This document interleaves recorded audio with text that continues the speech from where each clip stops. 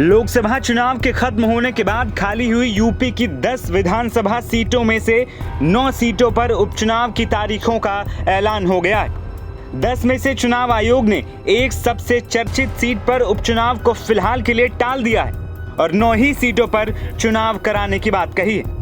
मंगलवार को चुनाव आयोग ने प्रेस कॉन्फ्रेंस करके महाराष्ट्र और झारखंड की 288 विधानसभा सीटों पर चुनाव की तारीखों का ऐलान किया।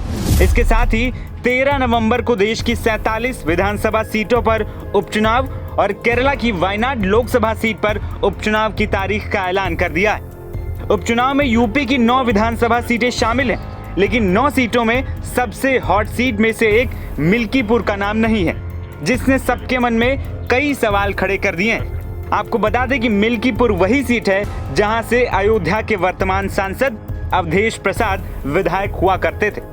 सबके मन में यह सवाल है कि आखिर ऐसा क्यों हुआ। आपको बता दें कि इन तारीखों के साथ उत्तराखंड की एक विधानसभा सीट जो केदारनाथ है, उस पर भी 20 नवंबर को मतदान करने की बात इलेक्शन कमीशन के द्वारा कही गई। इन सभी चुनावों के परिणाम 23 नवंबर को घोषित किए जाएंगे, जिसमें महाराष्ट्र और झारखंड के विधानसभा चुनाव भी होंगे। वहीं यूपी की 9 विधानसभा सीट जिन पर 13 नवंबर को मतदान होना है, उनमें मझुआ, कटेहरी, खैर, मीरापुर, करहल, गाजियाबाद, सीसामऊ, कुंदरकी, फूलपुर सीट शामिल है, लेकिन इसमें अयोध्या जिले की मिल्कीपुर सीट नहीं है। By elections, we have 48 ACs and 2 PCs in 15 states. They will also undergo the elections this time. All the 48 ACs and 2 PCs, the schedule would be like this.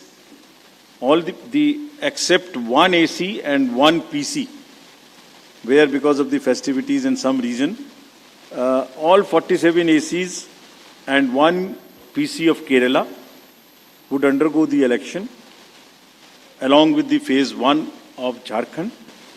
The same schedule, 13th November would be date of poll, and only for 2 ACs, one for assembly and one for parliament. That is Kedarnath in Uttarakhand, because on 12th there is gazetted holiday and dispersal of the parties takes place on that day. Therefore, it is on 20th. And similarly for Maharashtra, except that everything would be on during the first phase. आपको बता दें कि लोकसभा चुनाव के बाद से ही सबकी निगाहें यूपी की 10 विधानसभा सीटों पर होने वाले उपचुनाव पर थी। हरियाणा और जम्मू कश्मीर चुनाव के बाद सबको ये उम्मीद थी कि उपचुनाव की तारीखों का ऐलान महाराष्ट्र और झारखंड के विधानसभा चुनाव के साथ होगा। इससे पहले सभी दल चुनावी तैयारियों में लग गए थे। सपा ने 10 में से 6 सीटों पर अपने प्रत्याशियों के नाम का ऐलान भी कर दिया था, लेकिन अब मिल्कीपुर की सीट पर उपचुनाव के लिए इंतजार करना होगा। वहीं दूसरी ओर बीजेपी भी अपने प्रत्याशी सभी सीटों पर तय कर चुकी थी। NBT ऑनलाइन की रिपोर्ट।